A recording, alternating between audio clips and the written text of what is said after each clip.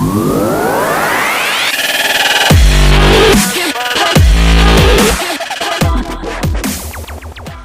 ने क्या खूब कही है, मशीन को जंग लग जाए तो पुर्जे शोर करते हैं और अक्ल को लग जाए तो जुबान। नमस्कार दोस्तों, पेश है एक मनोरंजक कहानी।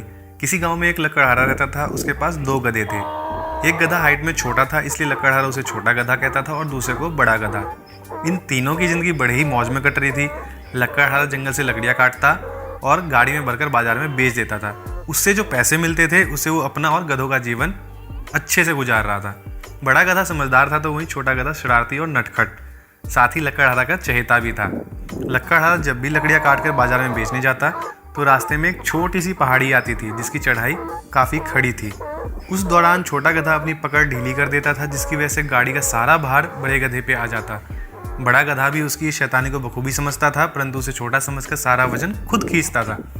साथ ही लकड़हारे को भी यही लगता कि बड़ा गधा पूरा दम नहीं लगा रहा, जिसकी वजह से बड़े गधे को काफ़ी मार पड़ती थी और घर आने पे खाने को भी कम मिलता था। ये देख के छोटा गधा बहुत खुश होता। वो बड़े गधे को देख के हंसता और कहता कि देखो, काम मैंने नहीं किया और मार तुम्हें पड़ी और साथ ही खाना भी कम मिला। मुझे देखो कितनी अच्छी ज़िंदगी गुजार रहा हूँ, काम भी नहीं करना पड़ता और खाने को भी भरपूर मिलता है। ये सुन के बड़ा गधा उसकी नासमझी पर सिर्फ सिर हिला देता। दिन ऐसे ही बीतते गए। दिन महीने और महीने सालों में बदल गए। खाना कम मिलने की वजह से बड़ा गधा काफ़ी कमज़ोर हो गया और बीमार रहने लग गया। तब भी छोटा गधा अपनी हरकतों से बाज नहीं आया और अभी भी पहाड़ी की चढ़ाई पर अपनी पकड़ ढीली कर देता था। इस बार बरसात का महीना आया, खूब वर्षा हुई। लकड़हारा लकड़ियाँ नहीं काट पा रहा था क्योंकि लकड़ियाँ तो गीली थी और बारिश थी जो रुकने का नाम नहीं ले रही थी। लकड़हारे को खाने के लाले पड़ गए। कुछ दिन बाद जब वर्षा बंद हुई तब वो दोनों गधों को तैयार कर जंगल में लकड़ियाँ काटने गया। वापस लौटते समय पहाड़ी की चढ़ाई आने वाली थी।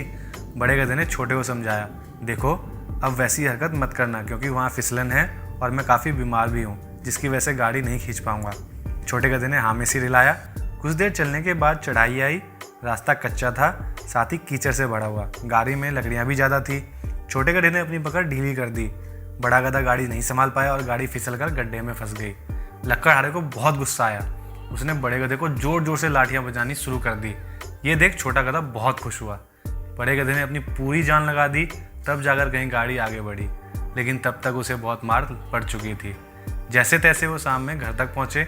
लकड़हारे ने गुस्से में आके बड़े गधे को खाना भी नहीं दिया और जबकि छोटे गधे को हरी हरी घास खाने को दी।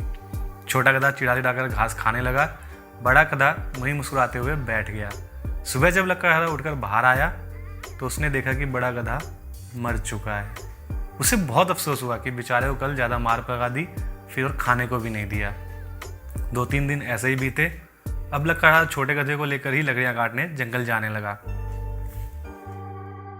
जंगल से लौटते वक्त अब रास्ते की और चढ़ाई भी उसे अकेले ही चढ़नी पड़ती थी, साथ ही मार भी खानी पड़ती और शाम में खाने को भी कम मिलता। अब उसे बड़े गधे की मुस्कुराहट का मतलब समझ में आया। साथ ही उस दिन की विनती भी याद आई जो उसने पहाड़ चढ़ते वक्त की। ये सब याद कर उसकी आंखें भर आई और अपनी करने का अफसोस होने लगा। अब उसकी ज़िंदगी डेली वैसे ही चलने लगी और बड़े गधे का काम भी उसे ही करना पड़ता और रोज़ रोते हुए बड़े गधे को याद करते हुए मन ही मन माफ़ी मांगता। दोस्तों, हमें यहाँ 2 चीज़ें सीखने को मिली। पहली, जैसी करनी वैसी बढ़नी, यानी जो जैसा करेगा वो वैसा बढ़ेगा। और दूसरी, अगर कोई आगे बढ़कर पूरी जिम्मेदारी से काम कर रहा है तो उसका ये मतलब नहीं कि वो मजबूर है, बल्कि वो अपनी जिम्मेदारी और रिश्ते की बखूबी पहचान रखता है। ऐसे ही मनपसंद कहानी सुनने के लिए सब्सक्राइब करिए हमारे चैनल को और बेल आइकन को दबाना मत भूलिएगा हमारे लेटेस्ट वीडियो नोटिफिकेशन के लिए।